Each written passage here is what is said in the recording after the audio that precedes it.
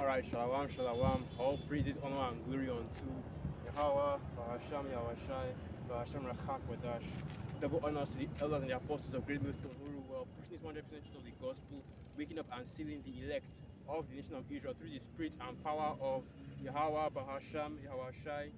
And salutation to you, sincere Alchemist, that are pushing this gospel in all righteousness and in all sincerity, risking your lives and your freedom to do so. I will come out here once again to push this gospel and to preach the gospel of Yahweh, Bahashem, Yahushai, which of course the Most High Yahweh, the creator of heaven and earth, the God of Abraham, the God of Isaac, and the God of Jacob, the God which the scriptures speak of, and his son Yahushai, which the world ignorantly and willfully calls Jesus Christ, and the Rahak for that is the Holy Spirit. Okay, so I'm coming here to push this gospel to the of the earth. Now they are coming today because this is what I believe today's date is 13th of March 2021, the year of the hastening unto the day of the Most High. So hastening unto the coming of our Lord Yahushua. We know that He is coming. He's coming very soon. He's coming in this generation. Okay, He's coming at this time. He's coming at this time because the signs and the prophecies are already there. But and it says and the prophecies are already there, and it's coming to destroy Babylon the Great. Okay, so let me see if I can get the precept about that.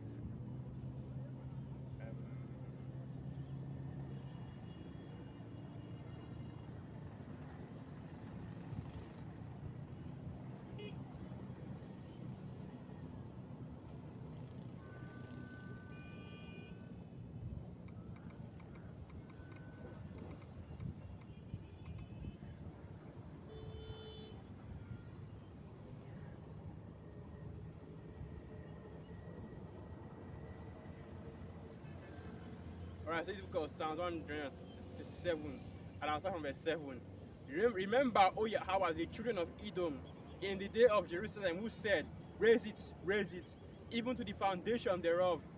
O daughter of Babylon, who art to be destroyed, happy shall he be that rewarded thee as thou hast served us. Happy shall he be that taketh and dasheth thy little ones against the stones. So this is telling you that when he speaks about Esau, Edom, and he speaks about the daughter of Babylon, he's basically talking about the same thing. And we know who this daughter of Babylon is, okay? So let me get to the more precepts. Just to clarify about concerning the daughter of Babylon.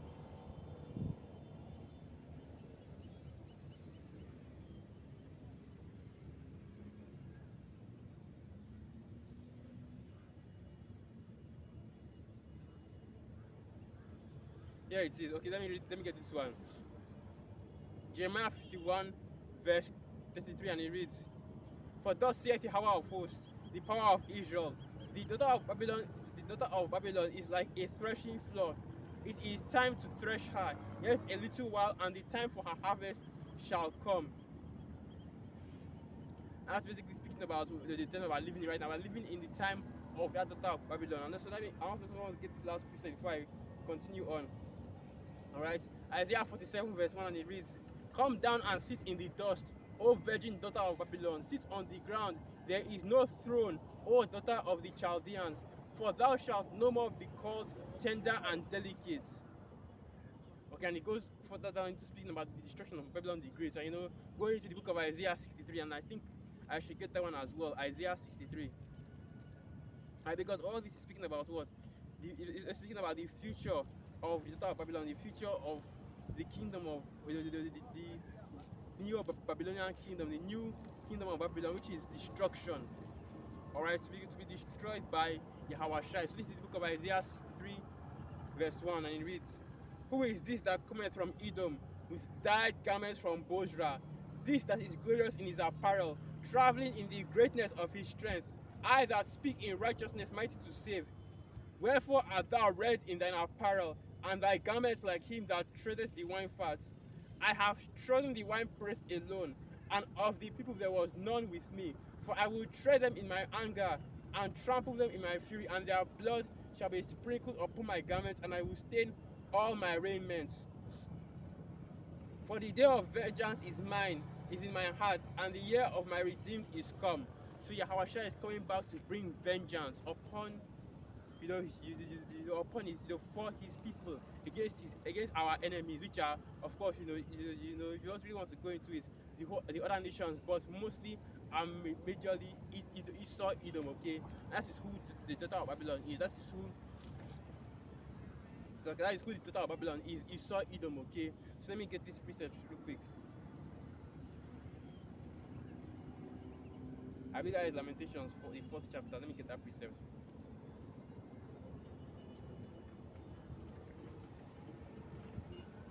Yeah, I can just quote it. So it talks about how the punishment of our iniquity, which is us, the Israelites, the punishment of our iniquity has already been accomplished.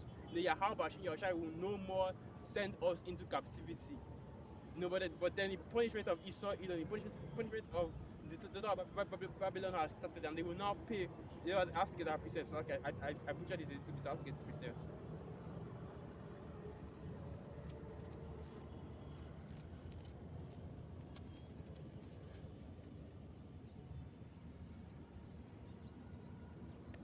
Lamentations 4, verse 22. The punishment of thine iniquity is accomplished, O daughter of Zion. He will no more carry thee away into captivity. He will visit thine iniquity, O daughter of Edom. He will discover thy sins. And the reason why I was reading these two precepts now is because I want to talk about how America, okay, the US, the United States, it has to be a part of the fourth beast, okay. The US is a part of the fourth beast, and and these Christian scholars, okay, these Bible scholars, even vocab, these scoffers, they know this, okay, because if you have an understanding of who the fourth beast is, naturally, that understanding would point you to would lead you to the fact that, okay, America has to be a part of that fourth beast because it came after the fourth beast, okay, and it came, whether you want to admit that, the descendants, the Edomites, okay, the so-called white people that are living in Babylon right now, that are living in America right now, are descended from the Roman Empire or not. Alright, the influence that the Roman Empire has on Babylon cannot be understated, okay. We can go into democracy, okay, all into the Senate, all into the building, all into the way of life, because all into the high holidays, because majority of those high holidays that you see in Babylon, the Christmas, Easter, Valentine's Day, alright, they all go back to the Roman Empire. They all go back to the celebration in the Roman Empire, okay? Lupercalia, Bacchanalia, I think that's how they pronounce it. Or is it Bacchanalia? I forgot the name of the album. Yeah, it's better if I forgot the name. But basically, I think it's Bacchanalia. So okay, I forgot that holiday, but the name of the holiday for Easter. But they all go back to they all go back to the Roman Empire, and from the Roman Empire they all go back to various heathen and idol and forms of idol worship, okay. All the policies, all the doctrines, all the philosophies that they uplift in Babylon, it all goes back to these various it all goes back to these various hidden empires. Even the way they rule their cities, the way they control their troops, their military, the way they use the money, the way they establish the money system, the way they handle work, jobs, employment, everything that they do, okay, everything that goes on in America right now, it all goes back to the Roman Empire, because because that is because it's a continuation, okay. It's the revived Roman Empire, the beast whose deadly wound was healed, okay. Let me get that. That is Revelation 13. Alright, America is a part of the beast. It is involved with the beast, okay. So, and that's why these Christian scholars will never go into the book of Revelation. They never go into prophecy, because if they go into prophecy, they have to admit, alright, that America, modern day Europe, all these Edomite nations have involvement, both directly and indirectly with the fourth beast, which is the Roman Empire. Because you can ask anybody, okay, ask any Christian what they are, so any Christian that actually knows what prophecy is, that actually knows more than 10 books in the Bible, that knows that actually knows what they're talking about, that actually knows books in the Bible aside from Old Testament and New Testament, they will tell you that the fourth beast that is spoken of in the book of Daniel, that's speaking about the Roman Empire, okay. But now, after Rome fell, most empires rose and took their place. You have this the British Empire, you have Spain, you have Portugal, and then after all of that, going down the line, 100 more years down the line, you have Babylon the Great, that came from what? Immigrants from those kingdoms, okay? Immigrants from Spain, you have Cristobal Colon. Immigrants from England, immigrants from France, from Portugal, from all these different nations that were ruled by Esau during that time, after the Renaissance, of course.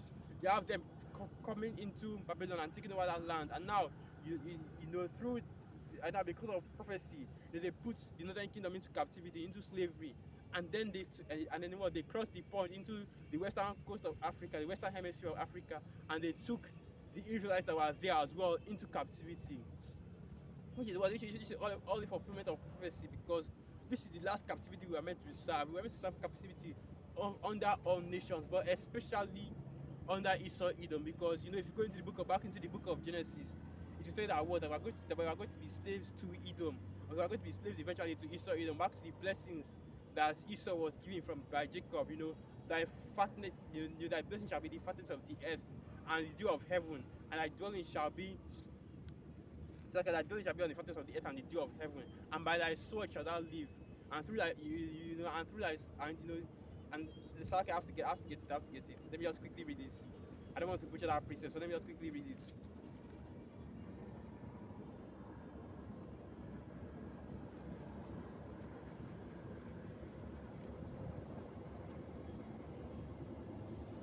Alright.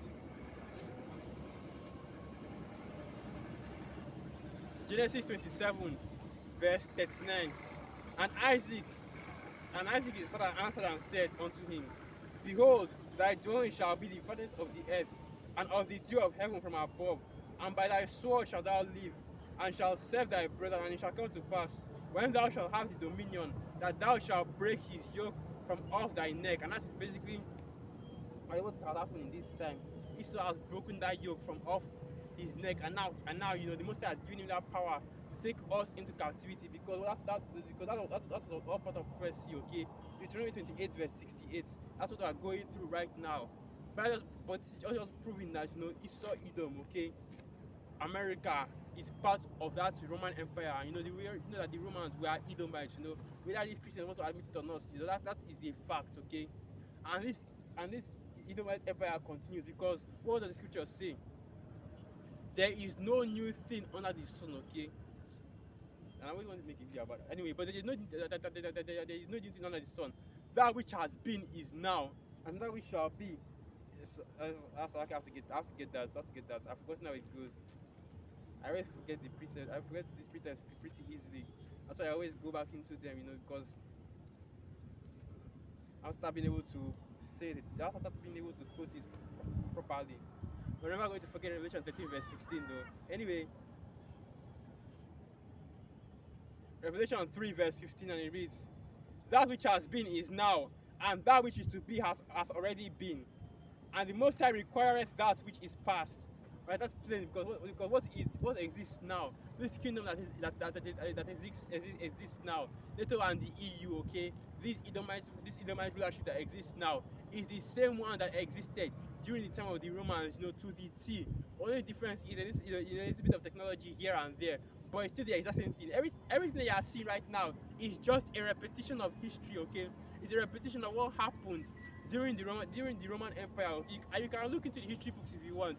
You can look it up and see whether I'm lying or not. This is exactly what happened, okay? When the Romans are pushing so hardly for equality, for everybody to be one, for that feminism and that whole gender equality BS that is currently destroying Babylon right now.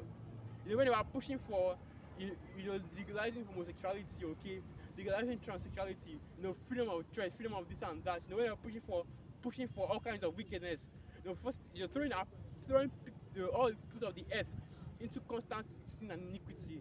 That is what is going on right now. That's what was going on during the time of the Roman Empire, okay?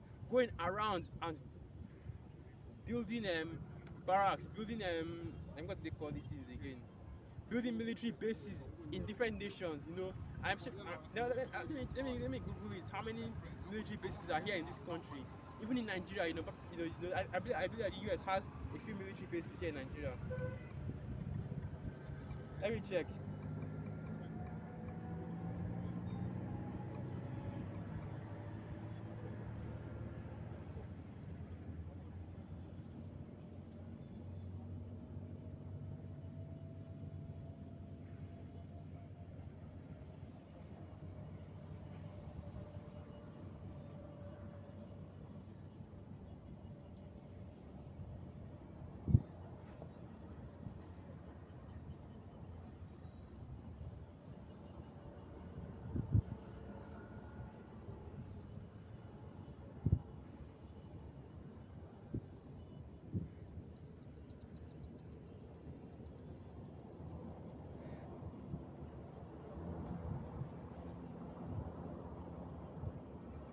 Okay, okay, okay, okay, okay,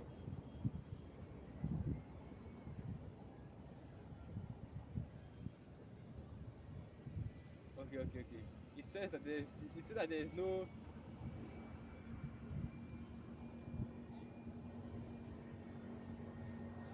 it says that there is no US military base. It says that there's no US military base in Nigeria. Okay, so there's no US military base in Nigeria. The only one is actually in Djibouti, which is I believe that is Eastern Africa. That is the Eastern African side. It's actually an island even. The island of Djibouti is just one giant it's basically like a giant airfield. That's the only military base that exists in Africa. In Africa. So the other military base that's not okay. That isn't the only one. But the other U.S. military bases in Nigeria. But they have others in other parts of the world. They have U.S. military bases in Japan. They have all over the Middle East. Right? I think they have in Southern America too. No, but that's exactly what happened during the Roman Empire. You had Septentrions going around all over, all over their provinces, having bases and barracks all over their provinces. They always talk about that one of the reasons why the Roman Empire fell is because their forces were too far stretched out. They had too many forces, or too many. They had forces all over the whole, all over the whole earth. But the main reason why the Roman Empire fell was because of little things, little things compounding together and forming into one big thing. Because various things are coming together to form. The various things are coming together to bring down the Roman Empire. But at the end of the day, the main reason why it fell was because of prophecy of Yahweh Shimi Shai's prophecy that he would not, that he will just rule for a little season, and then a new horn, a new head would come out and sorry, I know it's very itchy, but a new head will come out and take that rulership. Right? That's the main reason why the Roman Empire fell, because of prophecy. Because the fourth beast had to continue. Because the fourth beast had to lose a head. Had to have a head. Has to lose a head, and that head's deadly wound, and the wound that resulted from that head being severed will be healed through through Babylon, through America. That is bringing back all the policies, right, of the Roman Empire, bringing back all the policies that the Roman Empire created. Because before America was created, everybody else was using parliamentary rule. They had kings and queens. Okay, they had kings. They had kings ruling over them. Right, but the only people that actually ever used democracy, used senates, and voted in their leaders. I say vote because you know how the electoral system actually works. But the only people that actually voted in their leaders was Rome, and then America, and then they transferred that so-called democracy all over the earth. So now everybody has to vote in their leaders, and that was all through the international bankers, okay, the Rothschilds and the Rockefellers and the like. They made it so that everybody would vote in their leaders so that they could control who gets in those positions. They will control who has those leadership positions, those positions of authority, and they will be able to make policy on each nation through them. Right? They will be able to destabilize the nation as much as they want through their leaders. They will be able to do whatever they want, experiment with the various nations, whichever way they like, through those leaders. But what's the main thing right now is that these Christians out here, man, they'll never admit, okay, that America is a huge part of the beast system. They don't admit that America is part of that fourth beast, because they know what it means, man. That fourth beast is against the Yahweh Shimi Shai, okay? No matter how you want to slice it, no matter how you want to put it, the fourth beast is against the Yahweh Shimi Shai, because that is the beast that is going to be thrown in the lake of fire. That is the beast that is going to be destroyed. So they know that if they say that Babylon the Great, okay, America is a part of that beast system, is of that beast system, that is basically implicating themselves, okay? Saying that they that basically implicating themselves, saying that they are a part of that beast system. That's why you see these Christian theologians, they're never going to prophecy, okay? Because they don't want to bring out this 100% truth. They are holding back the word. They're not holding. They're not rightly dividing the word of truth as it were, okay? They are holding back the word. They are taking out from the book, okay? Because they don't want to admit that they are Edomites. All your favorite pastors, okay, all your biblical scholars, they want to admit that they are Edomites, that they go back to Esau Edom. Then they say things like Esau is done away with. When I just read what, like 2 or 3 passages from the scriptures concerning Esau, Edom, and just from reading them, it is very easy. It is easy it is easy, right? Simple. It simply proves that they are still around. Not even going into the fact that the scripture says that there is no end to any nation. So you know that these Edomites are still around, and they have a huge part of prophecy to play. They have a huge part in prophecy to play, okay? Because you see that Yahushua is waiting, okay, patiently to come back and destroy them. Okay, you see that they are going to build up a kingdom that will be completely against the ways of Yahweh Bashim Yahushua, okay? You see that this is all the things that the Edomites are preparing to do on this side. Even so much that they call them the daughter of Babylon. In other words, the children of confusion. The daughter of Babylon. The Babylon going back to Papa, which is confusion. That is exactly what is all on the earth today. Confusion, okay?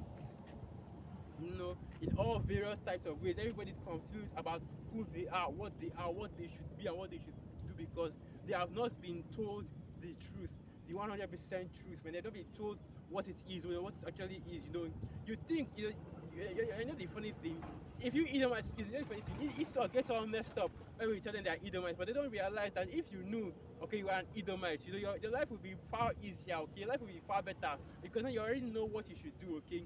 We're giving you good news here, okay. That's why the scriptures are called the good news, because even though we're telling you that you Edomites are going to be destroyed, they're going to be done away with, they're going into captivity, guess what?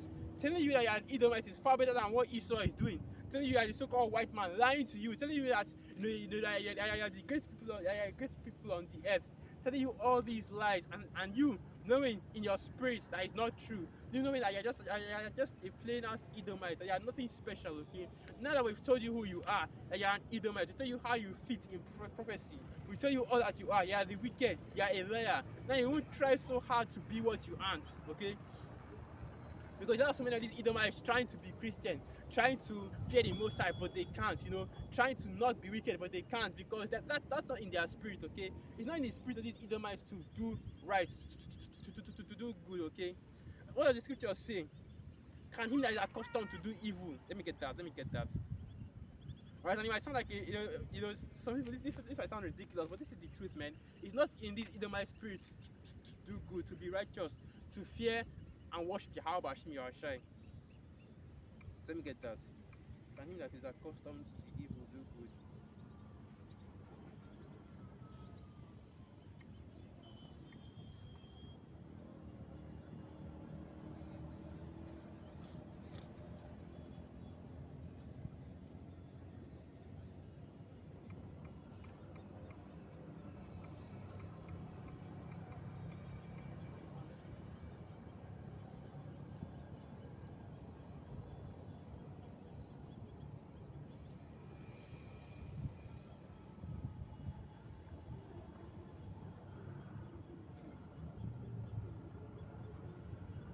Here it is.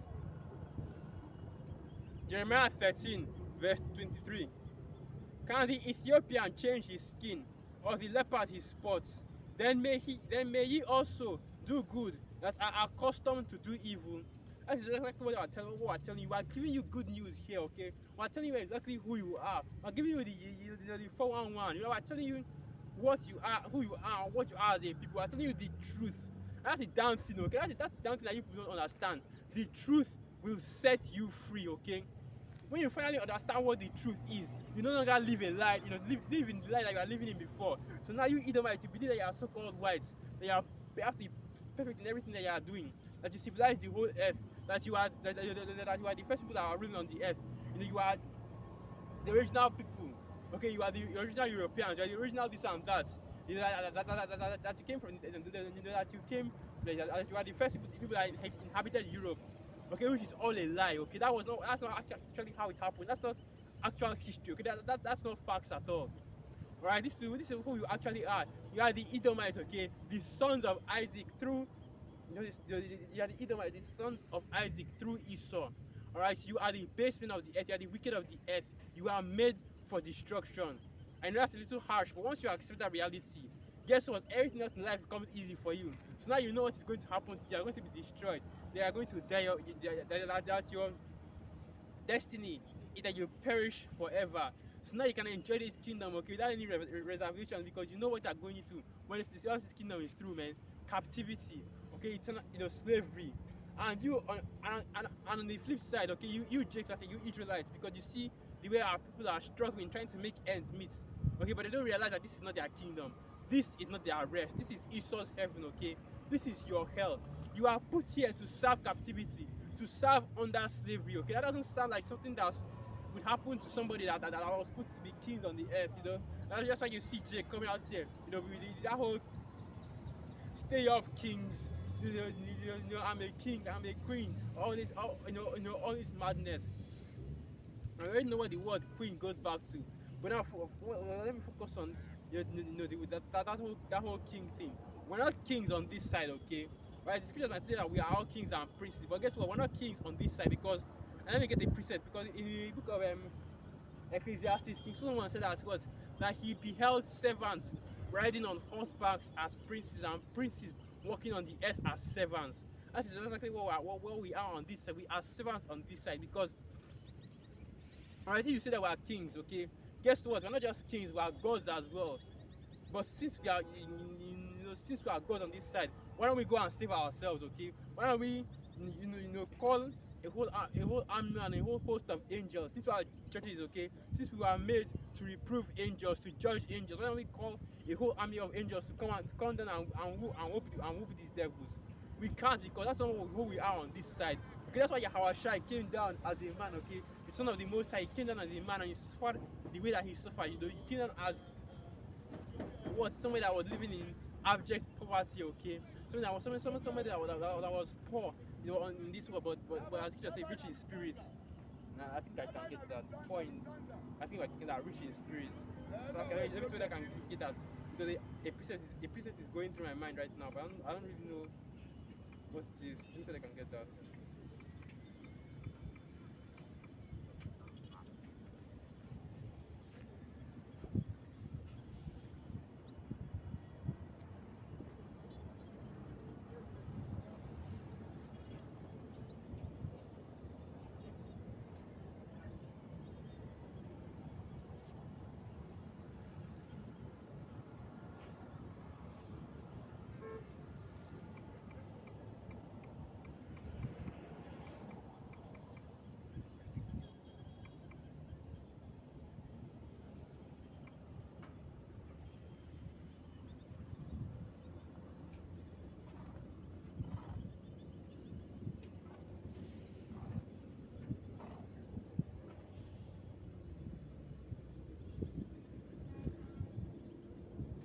Just like I couldn't find it, but what I was trying to go into was that you saw Yahushua came down. We know the power that Yahushua had, because was it not him that created everything that is in existence right now? We know the power and the authority that he had, okay, because he could take charge, he could control angels, even the demons, okay? Yeah, even those unclean spirits, I don't want to call them demons, even those unclean spirits, they were afraid of him, they knew who he was, okay? But look at what he did when he was on the earth, okay? He allowed himself to be taken by these devils and to be crucified. Whereas he was, even scripture said that word, like he didn't even have a house to live in, a place to, a roof over his head, okay? Not have any money. He came having nothing. Right? He came having nothing. Right? That is exactly to show you that this is not our kingdom. On this side, we have nothing, okay? This is not our rest, okay? Because even Yahushua, even the Son of the Most High, even our chief, our Lord, our leader, okay, our master, did not have any of that. So, who are we to expect the same? Although the scripture says that the servant is not greater than his master. So that's why you see all these jakes out here, they are getting messed up because of because they want these riches. But let me get the precept right quick. For the love of money is the root of all evil. And as some men have chased after it, they have pierced themselves with many sorrows. Alright, so this book of 1 Timothy chapter 6, and I will start from verse 9. 1 Timothy 6 verse 9. But they that will be rich fall into temptation and a snare, and into many foolish and hurtful lusts, which drown men in destruction and perdition. And that's a little bit of tautology there, because perdition and destruction is basically the same thing. But what he's telling you that those people that would have riches in this side And those people that have riches in this life, they're going to be drowned by temptation, right? They're going to be drowned by lust, right? They're going to be drowned by just that, okay? Okay, they're going to be snares, stumbling blocks to fall on them. That's why the Most High hasn't given his men, that rarely gives his men great riches. Now don't get me wrong, okay? You have brothers in this truth that have a lot of, like I've come into a lot of money, that are making decent amount of money, okay? But majority, those are outliers, okay? Majority of our people, majority of the brothers in this truth will be destitute, okay? Will barely have enough to make ends meet, okay? Will have bread that is enough for them. And that's another thing right there. Even King Solomon, with all his riches, okay, the greatest and wisest king, what did he say? He said that, in the book of Proverbs 31, he said that two things, or only one thing. Okay, he said that it was one thing. No, I think it was two things. I think it was two things. So I have to get that precept. I haven't gone to it in a long time, but I can't even remember whether it was two or one thing. My phone, I mean, my Bible, this Bible has a lot of pages that are bent,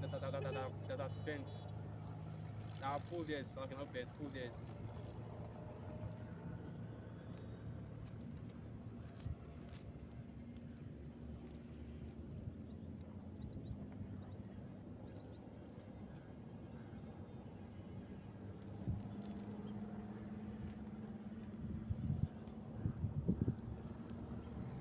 Alright, Proverbs 30, verse 7, and it reads, two things have I required of thee, deny me them not before I die.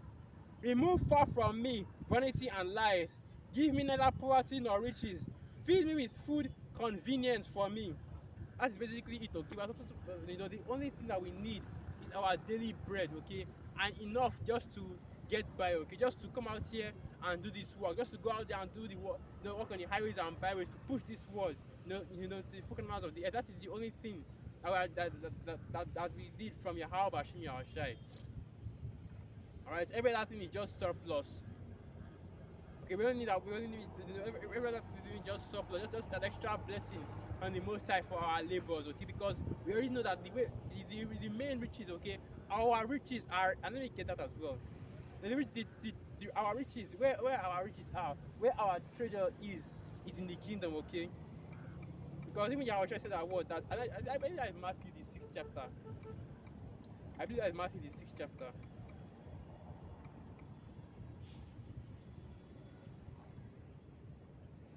Matthew 6, verse 20, and it reads, But lay up for yourselves treasures in heaven, where neither moth nor rust does corrupt, and where thieves do not break through and nor steal. For where your treasure is, there will your heart be also. The light of the body is the eye. If therefore thine eye be single, thy whole body shall be full of light. And that is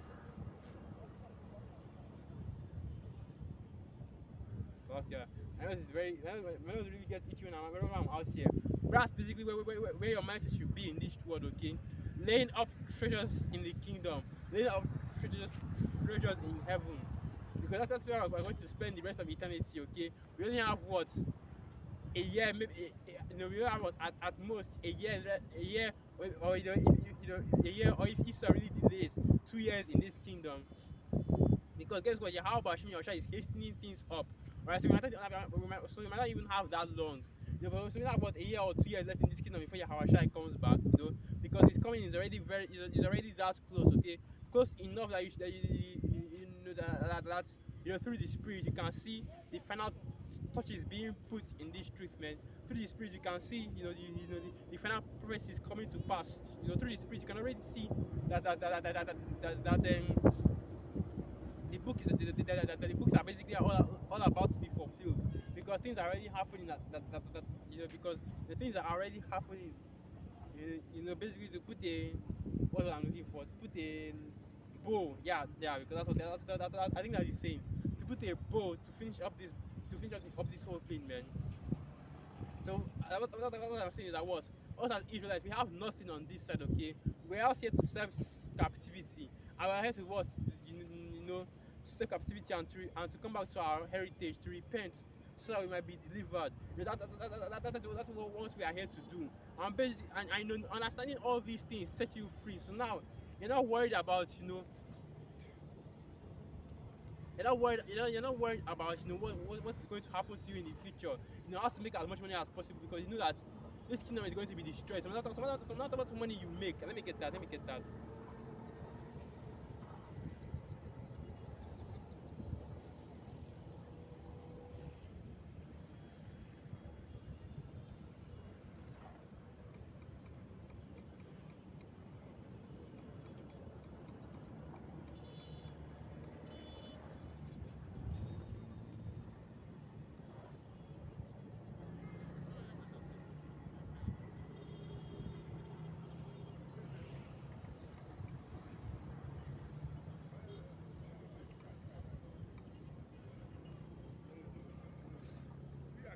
Alright, let me go to the blue letter. I want to actually go and get the word in the blue letter. First Corinthians 7 verse 1. You know what the scripture says? The fashion of this world passeth away.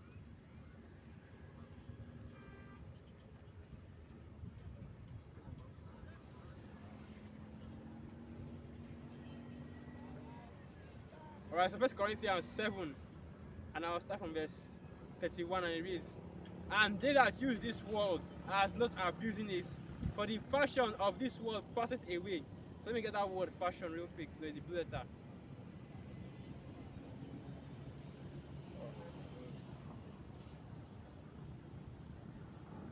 And the word is schema. Another was schema, okay, G4976, schema. The habitus as comprising everything in a person, which strikes the senses, the figure, bearing, discourse, actions, manner of life.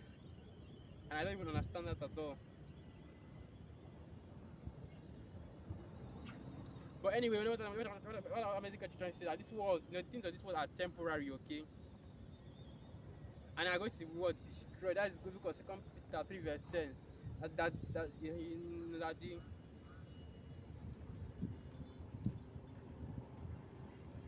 the elements shall melt with fervent heat. Okay, that means that everything, everything that is in this world will burn away. No matter how much no matter how much influence you garner in this world, no matter how much you make on this side, it's not going to matter, because it is all going to be destroyed. It's all going to be completely destroyed when our Lord Jehoshua comes back, in order to make way for his kingdom. And when he comes back with his kingdom, guess what? He's going to bring all those treasures, okay, all those riches that you kept, that you earned through this sacrifice, through this living sacrifice that we're doing right now on the highways and byways, making these videos, okay, pushing this word. We're going to bring them out for our people, for our people. Okay. I don't know, my nose is very itchy. But anyway, for our people, in order for them to gain, you're going to bring out all that sacrifice for our people in the kingdom on that side, okay? That is what is actually going to matter. That's where all the riches actually are. That's where all the riches will actually. That's where those riches will actually matter, okay?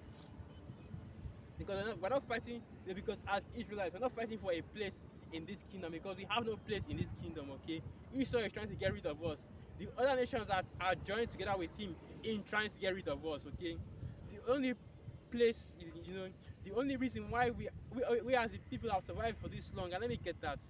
Alright, let me get that. The only reason why we as the people have survived for this long is because of Yahweh Hashem Yahushai. Because what the scriptures say, if it wasn't for Yahweh Hashem Yahushai, it would have been as Sodom.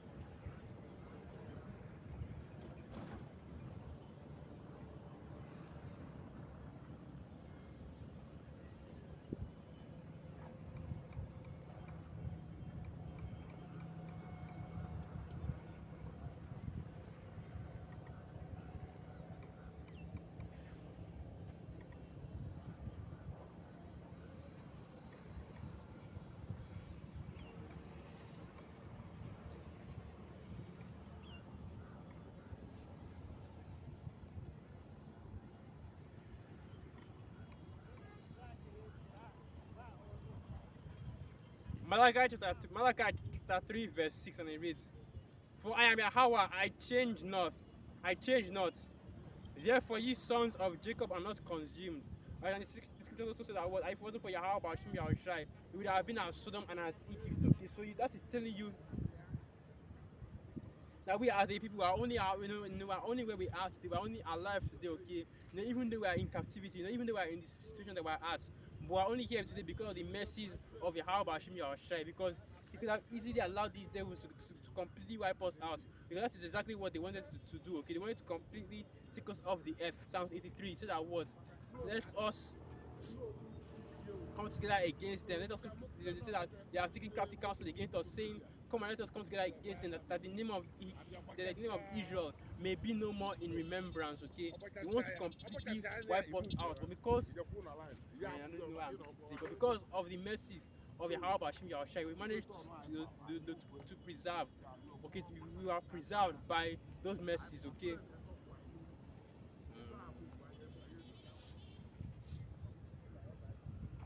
I was even going into. Okay, so now yeah, I'm talking about how the truth will set you free. Right, you know that you have all that understanding. You know what you need to do as an Israelite. You know what you need to do as in order to the best. You know what the best option for you is, which is what to come out to this truth. Okay, to come out to your heavenly Father and to push this word in all righteousness and in all sincerity, in order for you to receive that kingdom. Okay, to do this work as the scripture says.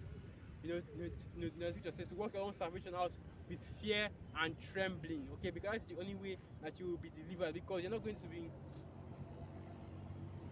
As I'm saying, because that is the only way that you can be delivered. Okay, that's the only way that you can be delivered. This truth, right, has opened your eyes to the actual fact. Okay, you're not an African. There's no you're not an African. Okay, and you're definitely not African American. You're definitely not Native American. You're not Hispanic. Okay, fighting for equal rights in this kingdom is not going to lead you anywhere. Fighting for still talking about BLM, talking about equality, racial injustice and all that is not going to lead you anywhere in this kingdom.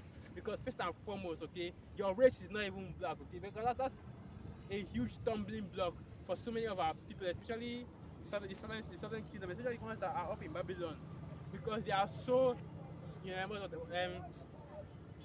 they identify so strongly with that skin color that they cannot see themselves as anything else. They identify so strongly with those their bywords that they cannot see themselves as anything else. But they don't understand that that byword is basically what is still keeping you in slavery, okay, mental captivity. Right, you can talk about because Jake like to talk about how Jake like to talk about how I want to be free, I want to get out of this captivity, This is why the white man did this and the white man did that. But Israel is not the one that's putting you in captivity, man. You are, through your own. But the teacher says that people are foolish, man. But through your own stupidity, by still calling yourself black, okay? By still calling yourself black, by not understanding who you truly are as a people, still calling yourself Hispanic, still calling yourself a native, Still focusing on those cultures, those cultures, those bywords, because you have so many guys that are out here talking about they want to go back to their heritage of being natives when they've forgotten that their heritage isn't Native American but Gadites, but they are Israelites, okay? They go back to that old way of being a Gadite, that whole Native American spirituality crap, I don't really know much about Native American culture, but anyway, that's what our people are doing, And the Southern Kingdom, they want to come back to Africa, they come back. They want to be all Afrocentric, talking about Africa, putting a K and all that thing. They want it to be Egyptians and all that. But that's not where your nationality lies, okay? It lies in being Israelites, okay? It lies in being Israelites, That's why the scripture said that what? Has a nation changed their gods, which are even no gods? My people in Israel have changed their power for that which does not profit, okay? That is the book of Jeremiah, the 2nd chapter. Because that's what our people do. They cast away Yahweh Bashim Yahushai, the fountain of living waters, and they take for themselves, all these other philosophies, okay? All these other cultures, all these other idols and gods that have nothing, okay? That are broken systems, okay, that can hold no water. In other words, they hold no weight, no understanding, they hold nothing, they have nothing for us to They basically have nothing to give us as a people. They have nothing to give unto us. Okay? They have nothing to serve us with. I'm trying to figure out what I want to do, but they have nothing. They basically have nothing for us. Okay, as a people. That's why our people are still in this state of confusion. That's why confusion is all over the whole earth, because you people, you don't, because all the people on the earth, all the nations, okay, for the most part, they don't know who they are, right? Because you have nations that actually know who they are. Okay, you have Ethiopians that know that they are Kush. Okay, you have Arabs that know that they're Ishmaelites, right? You have that, but for the most part, majority of people, they don't know who they are. And that's why confusion is all over the earth right now. That's why people are identifying themselves with skin color or with land masses, talking about that's a race. The word race is the word race means born. Okay, it goes back to the word nato, which means born. That was, well, who are you born from, not where were you born from. Okay, because the location that you are born from means absolutely nothing. All right, the land that you are born in means absolutely nothing, because if that was the case, only the people that were born in Israel would be Israelites. Only the people that were born in that land would be Israelites, and everybody else would be heathen. Because now we are dealing with where you are born from. That's not the case, okay? Because that would mean that majority of the people that are in Israel today, which of course already know that they are not Israelites. That was a bad analogy. I wasn't supposed to use I was supposed to use those Israelis. I wasn't supposed to use them. But basically, what I'm saying is that where were you born from? Which seed do you come from? Who was the progenitor of your family line? That is how you know what race you are from. That's how you know what people you are from. It's not based off skin color, okay? It's not based off landmass, okay? It's not based off language. It's based off who you are, whose father you came from, whose line you came from. That is how you know who is who and who is not of that bloodline, okay? That's how you know. That's how you know. You're going to have speckled birds, okay? You're going to have Israelite foreigners, because you never know how, because you never know who or which Israelite left, right, his original land and went to the land of the heathen and started having children there, and all his seed, go back to that man. That still makes them Israelites, okay? No matter what language they speak, no matter what skin color they have, no matter what country they come from, it does not matter so long as that bloodline goes back to Israel, okay? It goes back to an Israelite man. It goes back to Abraham, Isaac, and Jacob. That is all that matters. Through the father, of course, because that is how the order of the bloodline is established. That is how race is established. If people have this understanding, man, there'll be less confusion all over the earth, because now there are people that are calling themselves African American, Blasian. What the fuck is Blasian? You have people that are calling themselves fucking ridiculous, man. Asian Americans, are calling themselves Asians, calling themselves all these different names, but they mean nothing, okay? Asia was the Roman general, and the original place that was even named Asia was Asia Minor, Turkey. All right, you see how, and that's another thing right there. You see how these nations, they change their names so easily. What was once Turkey was called the Ottoman Empire before, was called Asia Minor before. What was called the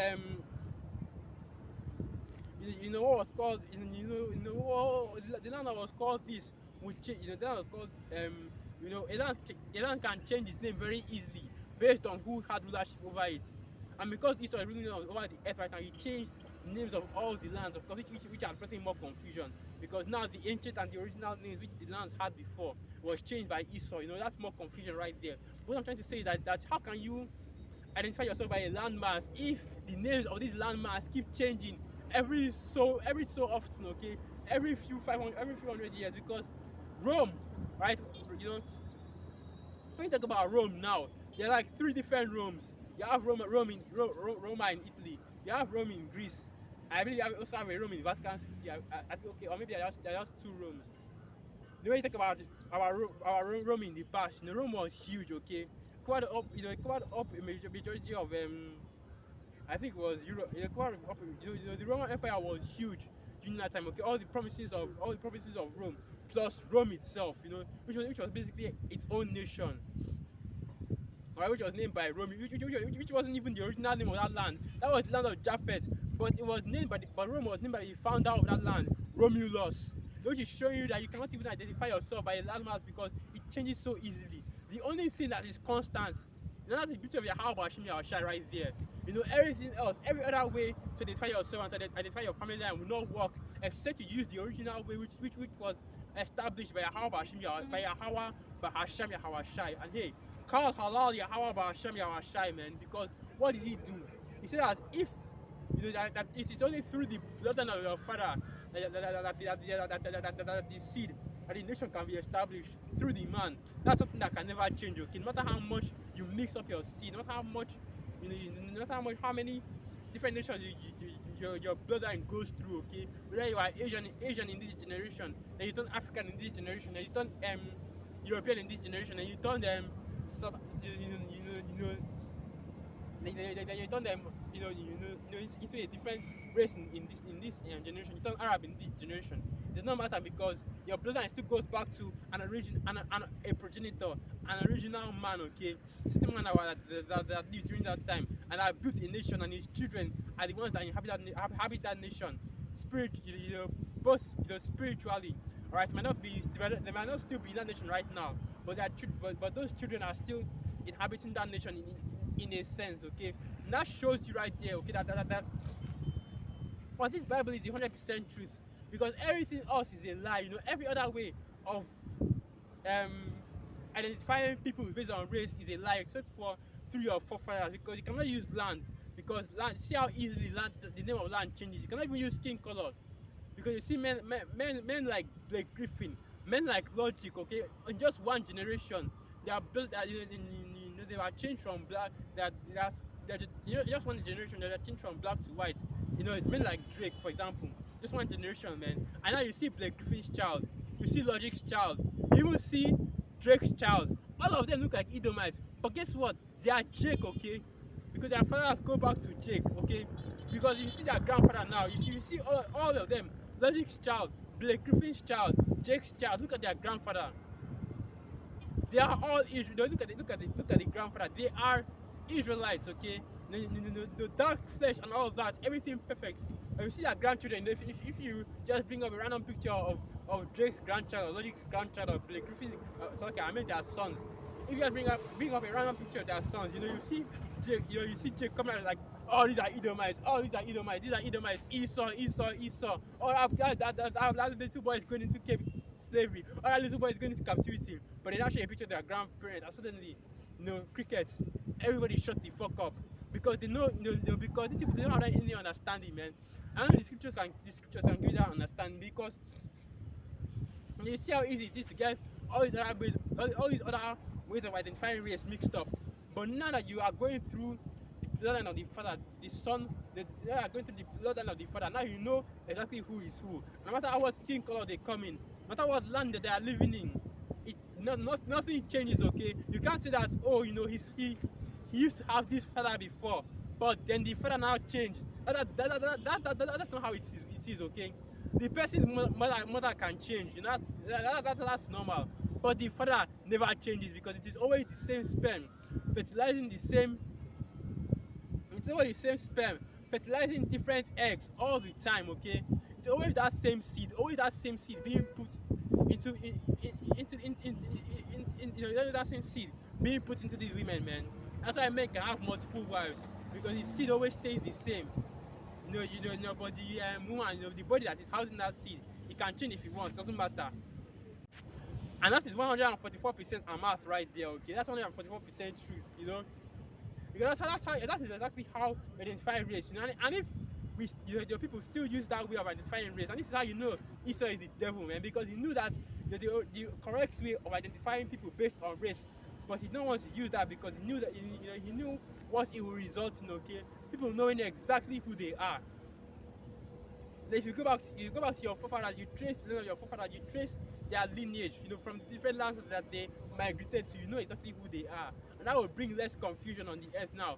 Nobody will be wondering, who I am, where do I come from, nobody will want, you're trying to figure out their blood, and going to ancestry.com for DNA test, like that will fucking work. When they see 34% this, 50% that, 1% this, that's more confusion right there. Yeah, 1% Asian, yeah, 1% Asian now. That means I go and start speaking Chinese.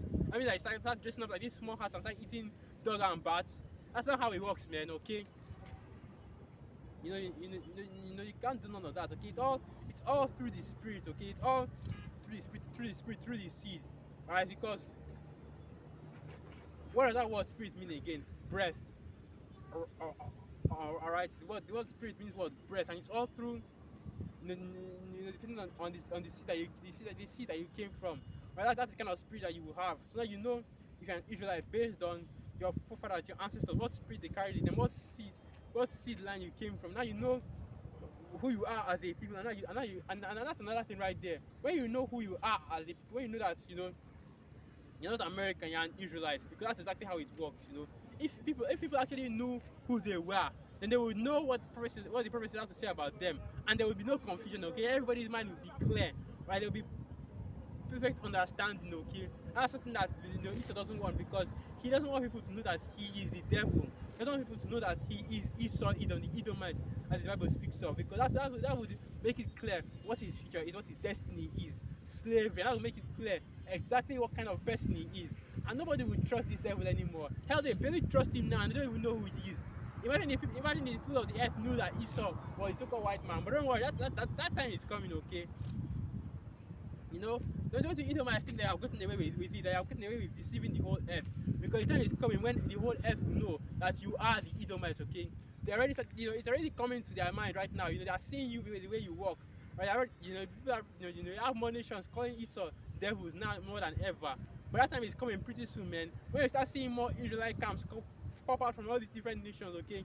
When you start seeing Israelite camps, okay, in the Middle East. When you start seeing Israelite camps in Israel, okay. And I'm talking about real Israelite camps, okay, because you have some camps that are in Israel right now, but ones that push the 100% truth, okay. When you start seeing them, more camps popping up all over the earth, that's when people start realizing that this so-called white man, this is the devil right here, okay. This is Esau Edom right here. They start realizing that, okay, I'm a Moabite, that's an Ammonite right there. That's the Ishmaelite right there. That's a Canaanite right there. They start realizing that this is who we belong to according to our nationalities. And then what, but by that, by that time, man, the Ausha would have, the skies have already been cracked open. And Ausha would have already come back and all that, because a lot of things are about to happen right now, okay. When you talk about prophecy, when you see prophecy coming to pass, you can't help but get excited, because you realize a lot of things are about to happen, okay. Now speaking a little fast, like I got a little excited. Basically what I'm saying is that when these prophecies come to pass, a lot of prophecies are going to come to pass. And you're going to see a lot of things happening in these last days that will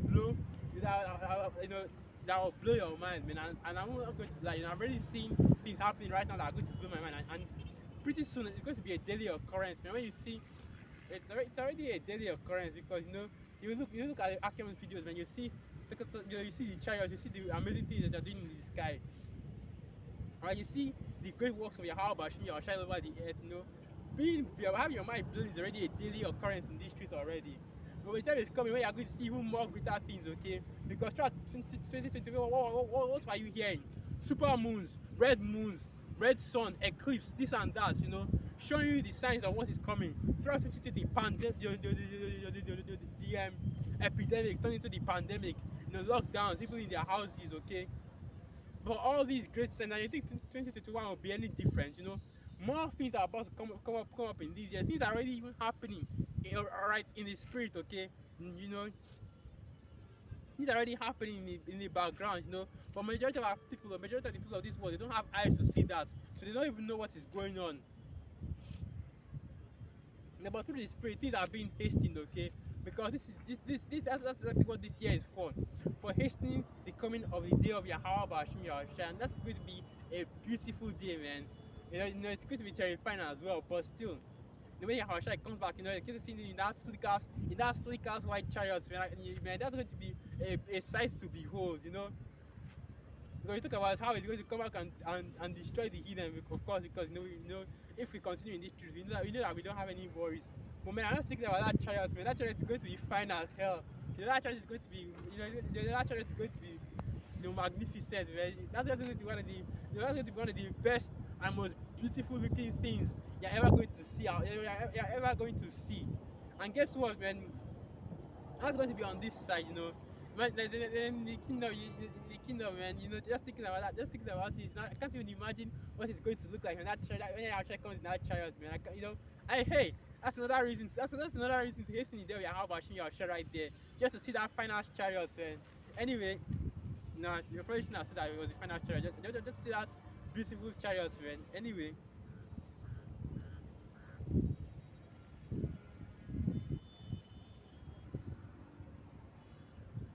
you know, that's just basically it. Okay, the truth is, the truth is there. Damn, I don't know if you can hear that, but that's the microphone right there. And whenever somebody speaks to the microphone in this country, man, it basically means that that's a church, you know. They want to start up their service, and you know what these churches are all involved in, man. They are so-called service. But anyway, that's, you know, once again, beside the point. You know, I'm trying to focus on continuing what I'm doing right here. You know, you know, with this camp, you know, with the camp, you know.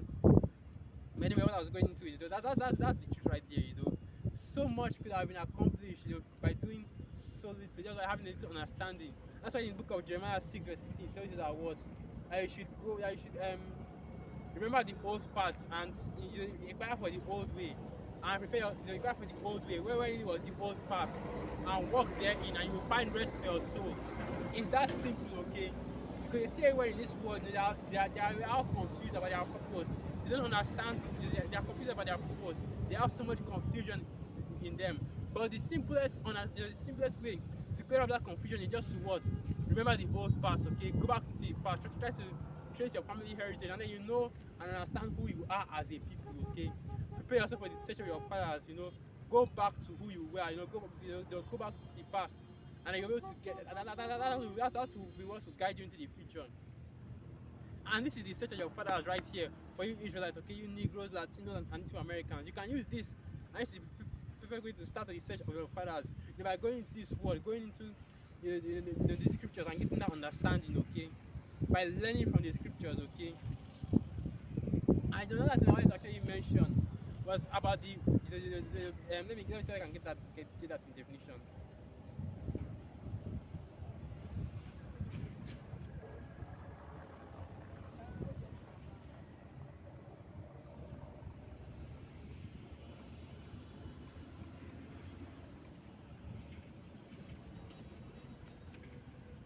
Alright, this is the definition of the word mirth. The emotion usually following humor and accompanied by laughter, merriment, jollity, and gaiety. That which causes merriment. And basically what is going on right now in this kingdom, man. The mirth is gone, okay? The mirth has ceased from the land. Let me see if I can get that.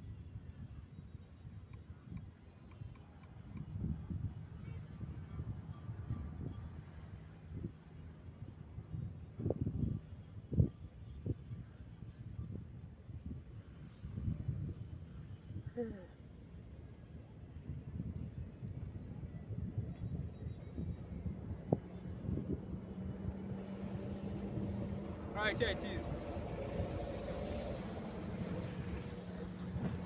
Okay, no. Here it is, here it is. Alright, so this is the book of Jeremiah 7, verse 34, and it reads, Then I will cause to cease from the cities of Judah and from the streets of Jerusalem the voice of mirth and the voice of gladness, the voice of the bridegroom and the voice of the bride, for the land shall be desolate.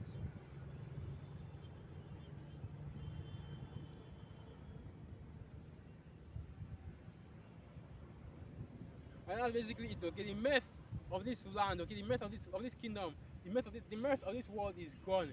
Because now I recently just watched a football game, and I'm talking about football, I'm talking about, you know, soccer. You know, I'm not going to start going into the whole it should be called football and soccer argument, because that does not matter, okay? You know, we actually in Babylon we call it soccer, but here we call it football, you know. But basically I was watching a football game, Manchester City versus I think it was Burnley or something, you know. Where they were, you know, and you know, anyone that knows football knows that Manchester City would want the, you know, beat Burnley completely, okay? Because those teams are two different skill sets. basically, when they score a goal, normally in football, scoring a goal, scoring a goal is a very, it's a very big deal, cause for celebration. But there was no celebration, man. There's just a few high fives, and that just is just going back to the center of the field to get the game rolling again. Because the mess is gone, man. All right, you have what did you used to have before? Huge crowds, and that used to be that was hype, okay? When you had crowds of people, 80,000, 100,000, hundreds of thousands of people out there watching you play. Lights all over you, the crowd cheering, the crowd booing, the crowd screaming your name, the crowd cursing your name, because you have different fans there. But that used to be so hype, man. Coming into your home stadium and you see the crowd cheering for your name, or coming into the away stadium and you see the crowd booing you whenever you get the ball, because because you're a good player like that. And the person that scored was De Bruyne. He was on a solid player. He has great vision, man. But anyway, that is most likely a joke, just to put it out there. That is most likely a joke, but that's beside the point, okay? Well, what I'm just saying is that you saw from the way they were reacting, okay, that the mess is gone, okay. There's no more joy in watching these sports anymore, because the stadiums are empty. Even in NBA games, because I've already said it before. I'm a huge basketball fan, man. I love basketball even more than football. I still actually play it a lot, even though, but that once again, that's beside the point. But you see that the mess is gone, okay. Nobody's celebrating like they used to anymore. Even in these games, they're basically dead, okay. When you can hear the sound of the athletes, you can hear the what is going on the field. No more chain of crowds, no more joy in these things, man, because of the spirit of Yahweh has taken away the mirth from this land. Because it's not a time for mirth, okay? It's not a time to be partying and celebrating and enjoying yourself. This is not a time for all of that. This is a time of mourning, man. A time of great sorrow, a time of seriousness. This is a solemn time, okay? A time to be solemn, a time to be sober, all right? So let me first get the definition of the word solemn. Solemn, deeply serious and somber. Alright, gloomy and somber. That's the time we're in right now. These are serious times, okay? This isn't time to be joking around or getting distracted by by the mess of this kingdom, okay? By bread and circuses, okay? This isn't that time, okay? This is a time of seriousness. I know Jehovah is coming back very soon, and we got work to do out here, man. Right now we're supposed to be a very busy nation, because we are preparing for that day, okay? The great and terrible day of the Most High. That's why all the mess in this land is gone, okay? Because even Israel is preparing for that day as well, okay? He's trying to see how he can get on, bamboozle the Most High, get one up on him, in order to preserve his kingdom, okay? Trying to see how we can, what does it just say? How we can get up and be like how Pachinyo, how I can fight against him. That's why you see the space force being set up. Right? That's why you see Esau trying to investigate these UFOs. That's why he brought out the information about the UFOs now, so people will start citing to the government, okay? Because he wants to find a way to destroy these chariots, man. He wants to find a way to fight against them, so that when Yahushua comes, like, you can actually face him off. But we already know what the scriptures say, and we already know what the scriptures say, and so do you, Esau. You know what the scriptures say, okay? You know how. You know what the scriptures say about the war in heaven. They're going to be wiped out, okay? Broken without hand. That's beautiful right there. This scripture says they're going to be broken without hand. This scripture says that Yahushua won't even lift up a hand or a sword, but by a blast of his mouth. In other words, one shot from that chariot is going to wipe out your entire army, right? Your entire space force. They are all going to come crashing down. That's going to be seen all over the earth, okay? Every news channel will cover it. How you are taken out by these chariots, man. How all your armies were built destroyed in an instant, and how your kingdom as well will be destroyed just like that. In 1 hour, 60 minutes, okay? Your kingdom is going to be wiped out, blown up, mingled, completely destroyed, okay? A sea of fire. That's that lake of fire right there. Babylon is going to be completely destroyed. Everything is going to be wiped out in that kingdom, okay? In that city. That's exactly what is coming. Right? And does that sound like a cause of celebration to you? Does that sound like something that you party about, alright? So the mirth is gone, man. The celebration is gone. Alright, the voice of the bridegroom and the voice of the bride. That's another thing right there. Showing you how prophecy works, okay? Because not only is celebration gone, but now the voice of the bridegroom and the voice of the bride is gone. Because nobody is getting married anymore. Marriage rates are plummeting. And even this thing, birth rates are plummeting as well. Because of the wickedness that Esau has put on the earth, okay? That's why the mirth is gone. Alright, so it's not our fault, okay? So you can't blame us for the mirth being gone. You have to blame these devils, man. Because everything that happens on this earth, natural disasters, okay? The heavy judgments, it's all because of Esau. Because he has not ruled the earth justly, okay?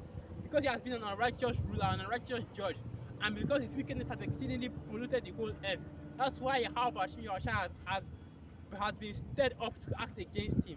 Okay, instead of to bring destruction against him, because he brought it on himself. We are just the messenger. We're the ones that are telling you that, oh, you're in trouble. You're in trouble now. We're the ones that are giving you the reports from your Bashim Yahshai, okay? Because it's not like we're snitching to the Most High. It's not like we're telling the Most High, look what he is doing here. Look what he is doing here. The Most High already knows. He is the one that is telling us, look at what Esau is doing, okay? And we're else reporting it to the rest of the earth, okay? Look what the Most High told us that Esau is doing. This and this and that and this, okay? That's why the mess is gone. That's why people are no longer giving birth. Because don't get it wrong, okay? People are still having sex. People are still marrying and being given to marriage. Because you should know already. Exodus 18 verse 23. That if a man entices a maid and lie with her, he must surely endow her to be his wife, okay? We know that people are still marrying, people are still being given into marriage, okay? Women are out there having sex, these women are out there, with the CC and all that, throwing their coochies around, they're still doing all that. But what we're talking about now is having actual bride and bridegroom, okay? Being actually giving into marriage, the right way, going down, doing it in an orderly way. That's no longer happening anymore. Because right now you have this word hookup culture, where basically, the only reason why a man the only reason why a man would go out of his way for a woman, go out of his way to marry, to go through all that ceremony, and with the wedding ceremony, with the huge cake, okay, with serving multiple people, okay, with the reception and everything, spend all that money just to marry a woman and just to go in onto her, all right, and what was I'm looking for? Consummate, yes, just to go into her and consummate the marriage, okay, that matrimonial bed and everything, the whole virginity thing, okay. There's no longer a need for all of that, okay? Where you can just go up into a bar and then you can even go out with what one, with one woman, with even multiple women, if you have that kind of game, right? Because that's exactly what is being pushed in this kingdom now. Women's sexual liberation. And these women, man, they open. Let me get that. Because even the scriptures talk about that. These women, man, they open. Let me see if I can get that. Yeah, quiver.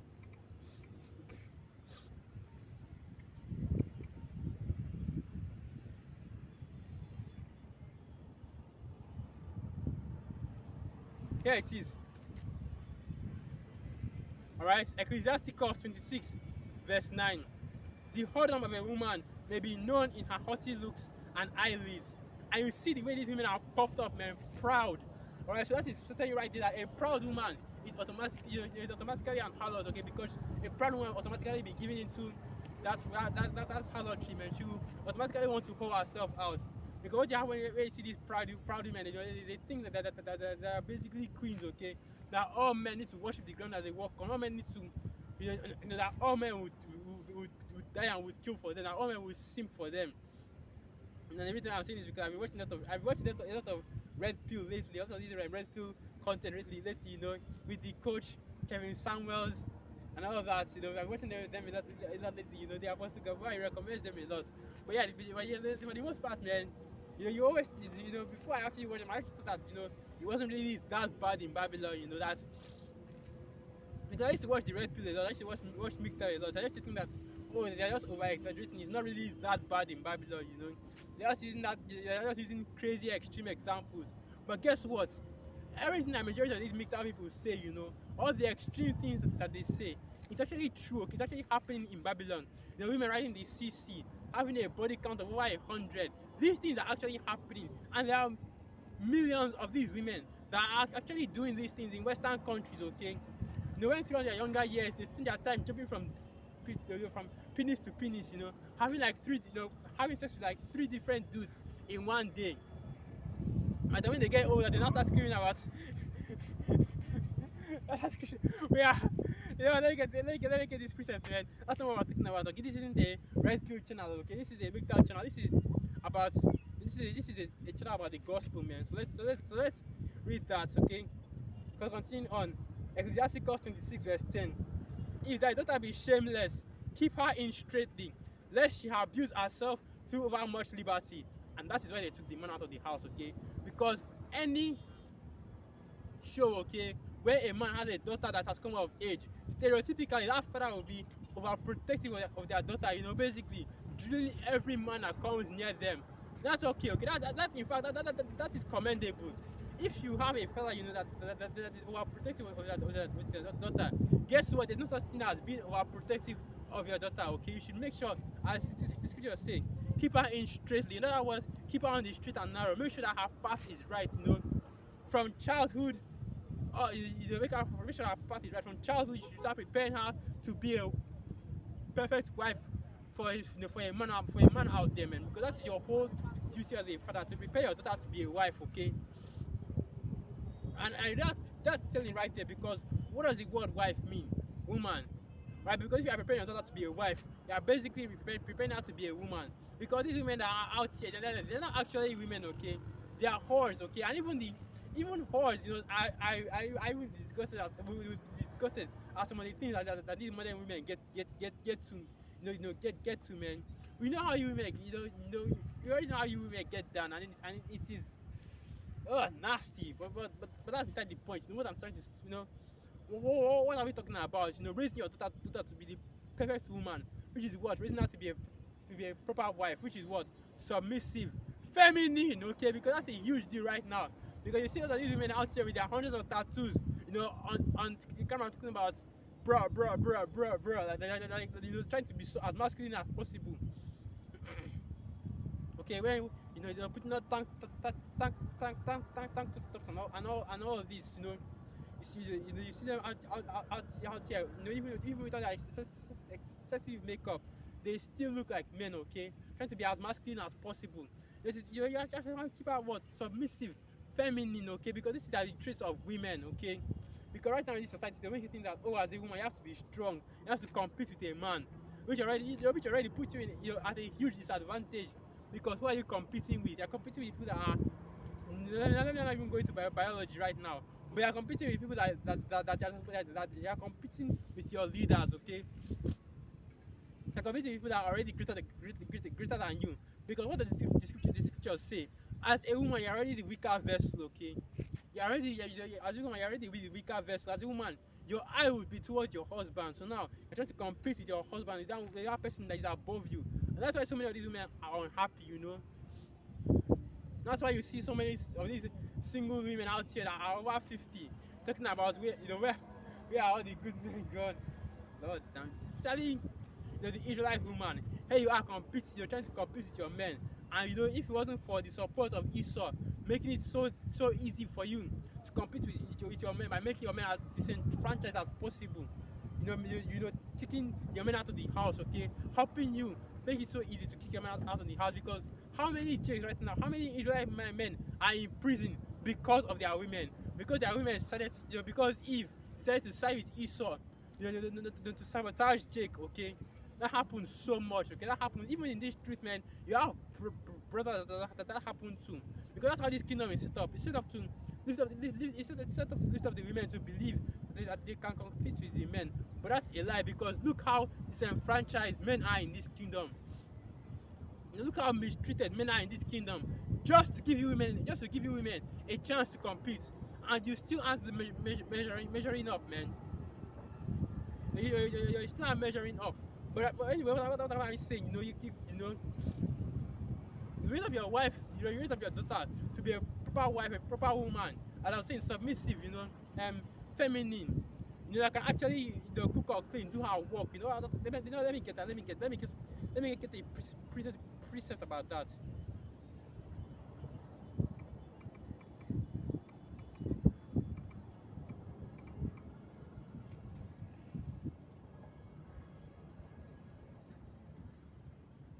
Right, so this is the book of Proverbs 31, verse 10, Proverbs 31, verse 10, and it reads, Proverbs 31:10. Who can find a virtuous woman? For her price is far above rubies. The heart of her husband doth safely trust in her, so that he shall have no need of spoil. She will do him good and not evil all the days of her life. That is basically it, okay? Now many people out here can say that they can trust their wives to do them only good and not evil. Because you see how these women look at their men nowadays, man, trying to sabotage them, okay? Marrying just to get divorced so that he can get half of his property. Then he can hit him with, then he can charge him with exuberant and expensive child support fees. The family courts that are basically supporting the women all the way. Family court lawyers are giving the women 411, giving them OT on how to better make, on how to better extract money from their man, and the men are basically, being given these huge amounts of child support fees that they can barely afford. Okay, so now these women, these women, they can take care of the and these women that are these to go and get jobs, they are living off the husband, living off child support. Are you really, if you are in that situation where you are still paying your wife child support, can you really say you are divorced? How different is that from marriage? Except now now your life is a little bit more peaceful because you're no longer living in the house with that devil. But aside from that, how different is it from marriage? Because now you're paying out, they are paying through your teeth, and if you don't, you're going to go to prison for refusing to pay child support. And how many Israelite men are in prison right now because of that? This is how Israel is getting our people, man. And just because of Deuteronomy, the 10th chapter, I believe that is the 4th verse, where it's just about how he will turn the curses of our people upon our enemies. Now you have Edomites that is fallen upon too. You have Edomites that are falling victim to the family courts. So now it's a problem, When Jake was falling victim, because it always starts with Jake. It all started with Jake falling victim to the family courts, okay? Losing custody of their sons, okay? Now their sons being raised by single mothers, birth control and all that, abortions, all these things started with Jake, okay? Started with introducing it in the black community. Like for example, the Akim always talk about this. How there are so many parental control, Planned Parenthood. How there are so many Planned Parenthood buildings in the hood. Right, so these hoes out here in the hoods of Babylon can have as many, they can abort as many babies as they want. 42 million last year, man. I should just show you what kind of kingdom that I are living in. But anyway, continuing on, what I'm talking about,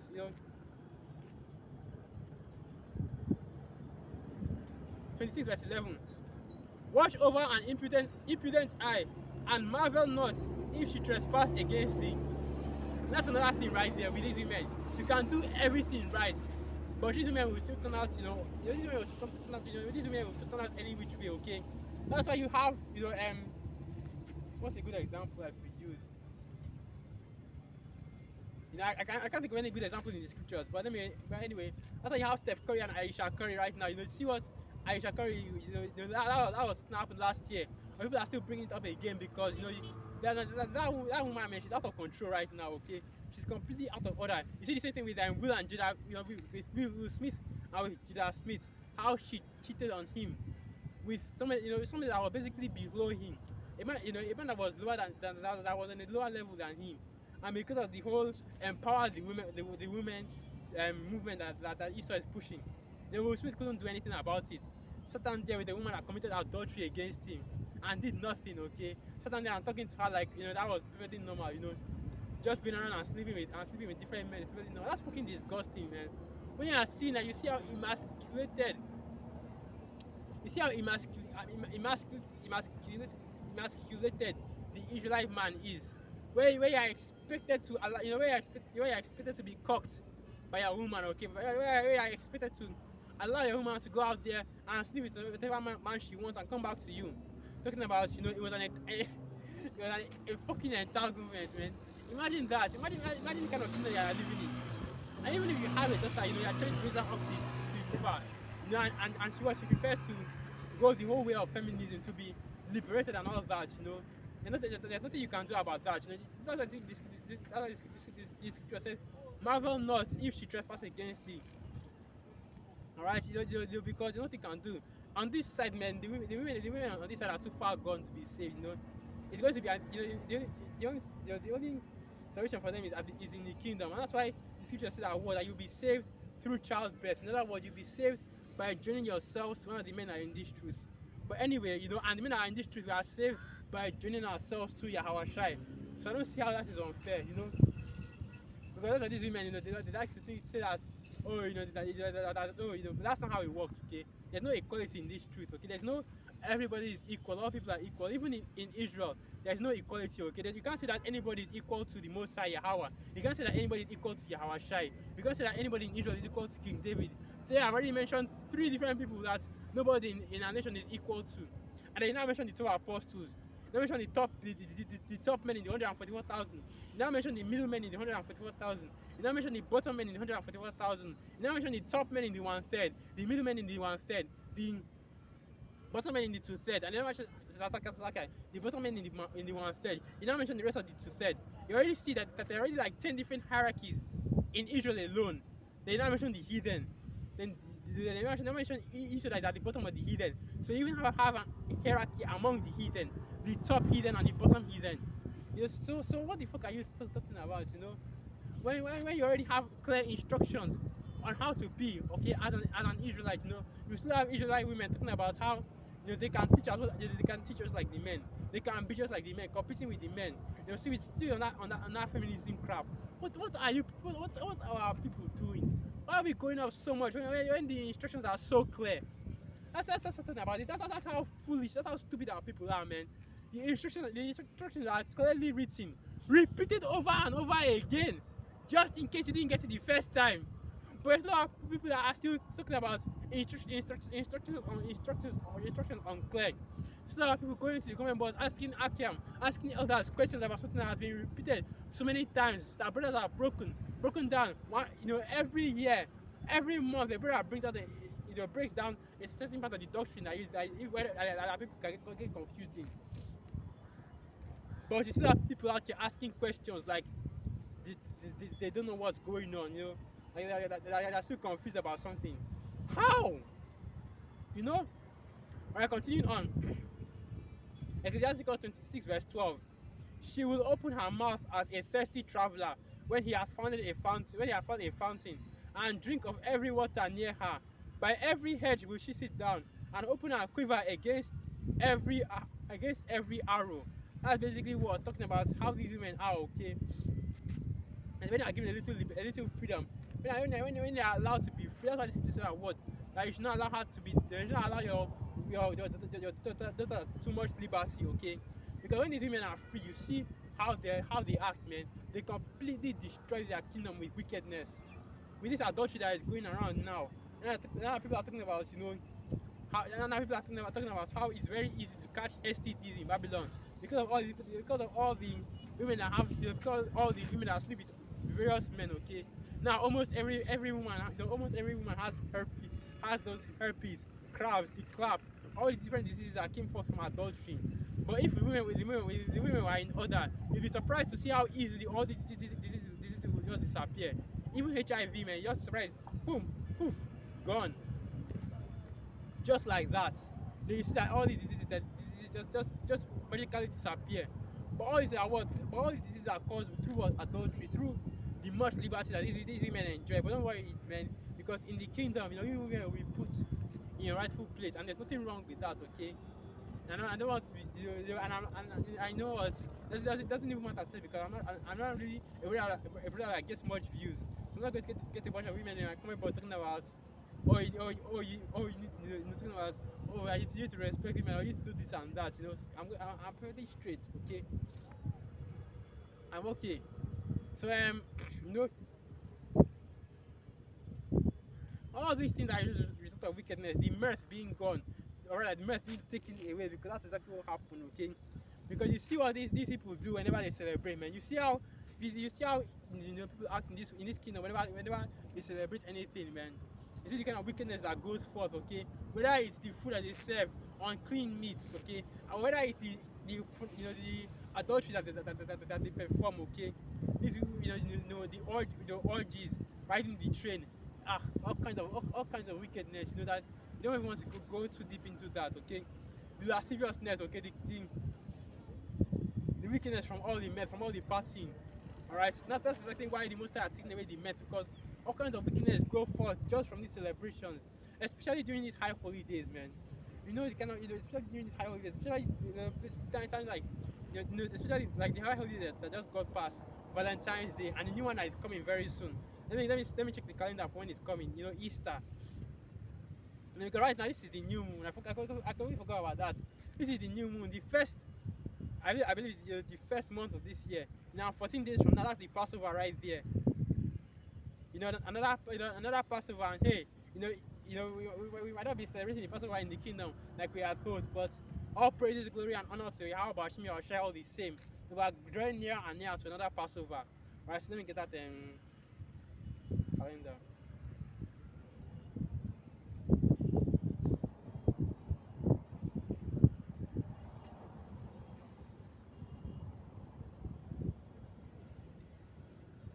Oh, it's on April.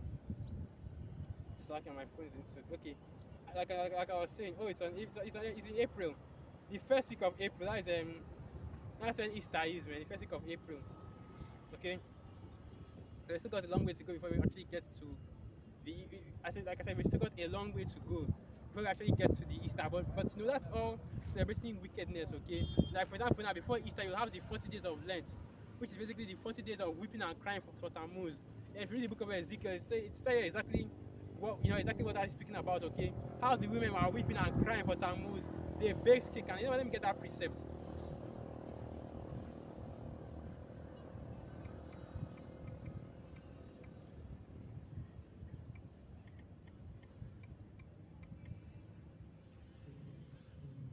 And in case you don't know, Tammuz was a Babylonian god, okay? I believe it was a Canaanite god. Let me just read this. Here it is. Ezekiel 8, verse 13. He said also unto me, turn thee yet again, and thou shalt see greater abominations that they do. Then he brought me to the door of the gate of Yahweh's house, which was toward the north, and behold, there sat women weeping for Tammuz. Basically, that's what that 40 days of Lent goes back to. Weeping and crying for Tammuz, okay, which is it's basically one of those idol sons of God, okay. Like for example, in idolatry, you have the Father, you have the Queen of Heaven, and then you have the Son. And that Tammuz is basically that, okay, the Son of God. That's exactly what our people are doing inside the temple of Yahweh Bashim Yahushai. So that's why he destroyed the temple the first time and the second time, because they have turned the temple into what? A den of thieves, okay, a den of iniquity, with all this wickedness that is going for. And that's something that you see going on in these Christian churches, man. Or that's something that you see going on in these wacky Christian churches, okay, weeping and crying for Tammuz, okay, eating pork, eating unclean meat, okay, because you could say that, okay, here in Nigeria we don't eat pork, but guess what? Here in Nigeria we mix, we mix some shellfish. What's it called? I think it's we mix some shellfish, okay, shrimp in our food, in the foods that they eat, okay. Because I'm not going to add myself to that, because you can already know, man.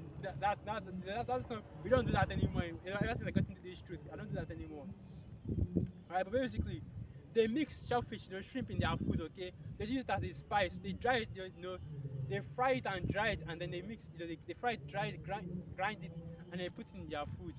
That's what's going on in this kingdom, okay. And they serve these things in churches, okay, because you know that they serve food in churches too, and they serve these food in churches, talking about this is perfectly clean to eat. It's okay to eat. Aside from all the other acts of wickedness that is being performed in these churches, man. So you know that this kingdom is not altogether right. This kingdom isn't right in the head, man. This kingdom, is given to all kinds of wickedness. You know, they're doing performing all kinds of iniquity. You know, various types of wickedness, various levels of wickedness. You know, but so actually,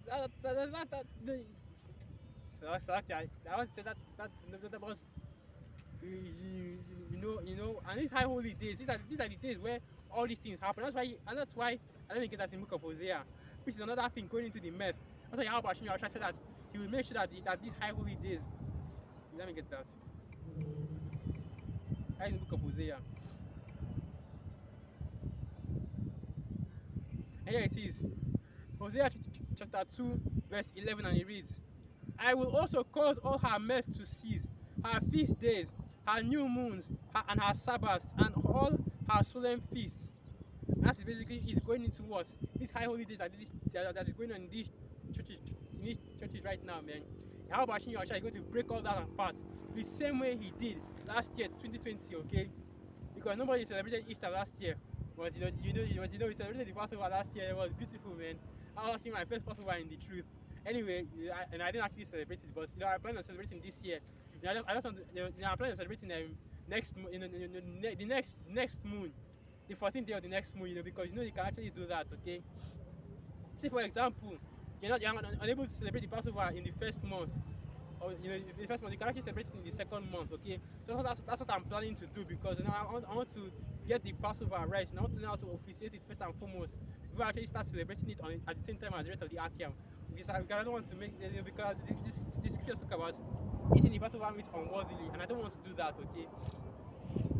But anyway, that's what could happen in this time as well, because when all hell breaks loose, when Jacob's trouble starts, guess what? None of these churches will be celebrating those high holidays anymore. You may be thinking about, oh, they need to go and celebrate Christmas, or they need to go and celebrate this or that. That's not going to happen anymore, okay? Because we most are going to bring that destruction. Or it's going to be, and the start of it will be beautiful, okay? Because when you see that destruction, that, or finally Jacob's trouble has hit one step closer to the kingdom. That's more praises, more glory to Yahweh Hashem Yahushua. Mirth is gone, man. And that's basically just talking about the people that are still delusional enough to believe that they can go back to normal. There is no more normal in this kingdom. The only thing they can embrace is the new normal, which is the NOWO that Esau will bring, okay? But we know that Esau is not going to succeed without his wickedness, because as the scripture says, in the fullness of his sufficiency, he shall be in dire straits, okay? So when Esau is about to bring the NWO, when he has stripped everybody, and when Yahushua comes back and the nations realize that this devil tricked us, they're going to start sending all those missiles to Babylon. I already know what it is, man. All the nations are going into captivity. All the nations are going to have chains slapped on you. And you always have the unfortunate luck of having those Israelites that you are plotting against doing that to you. Because in that day, man, fishers will be turned into hunters. And you have Akim out here, okay? Akim that are ready, willing, and able, okay? Including myself, of course. You have Akim out here that are waiting for that chance to be hunters, okay? But if you are trying to come down right now and be like, alright, who wants to hunt? You see Akim out here with their hands up, getting ready to, happy, jumping at the chance to be hunters, okay? Because you're not, because you think that, the Akim are going to be all talking about, they just leave it for the angels. Hell no, man. You have Akim elders out here that are waiting for that chance, to begin that spiritual power to go after you devils, okay? Because that's what I'm waiting for right now. We were waiting for the manifestation of the Son of the Most High, Son of Yahweh Shai. And we will get that spiritual power. But coming after you devils, straight up, man. Alright, so let me get that preset.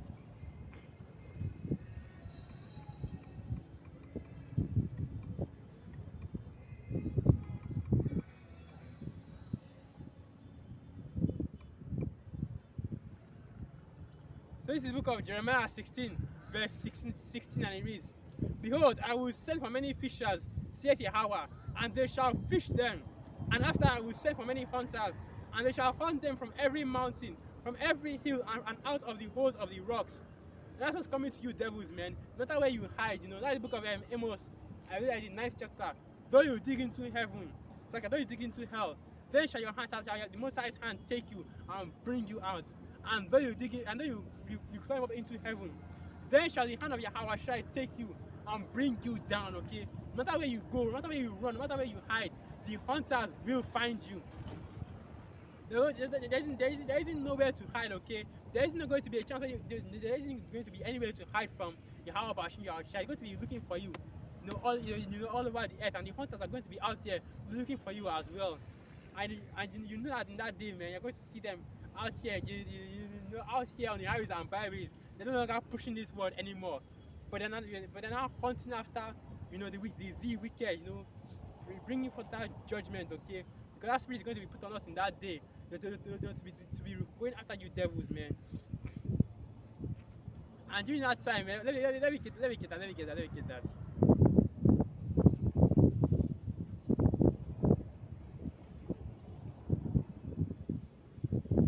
I'm trying to think of which pieces I should bring out. Should I bring out Proverbs chapter 1 where it talks about how I think I should bring out that one.